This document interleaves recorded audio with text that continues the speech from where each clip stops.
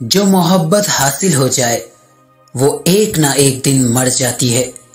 अमर सिर्फ लाहासिल मोहब्बत है। सब कहते हैं कि जिंदगी एक नेमत है और मुझे लगता है कि जिंदगी एक कड़ी आजमाइश है। जिस्मानी गंदगी से कहीं बढ़कर हम ज़हनी तौर पर गंदे लोग हैं।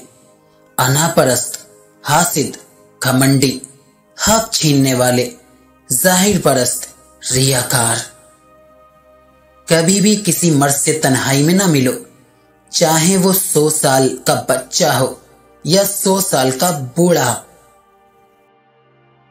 मोहब्बत में नाकाम होकर मर जाना कोई बड़ी बात नहीं। नाकाम रहकर जिंदा रहना बिलाशुबा मौत है। ऐसी मौत जो जीती रहती है, उस मौत से निपटना आसान नहीं। कुछ खास दिलों को इश्क के एहलाम होते हैं। मोहब्बत मौजिज़ा है, मौजिज़े से कब आम होते हैं। मर्द अगर अच्छा कमाने लग जाए तो उसकी पहली सोच होती है कि अब मैं अपनी बीवी को बेहतर सहूलियात मुहैया करूंगा।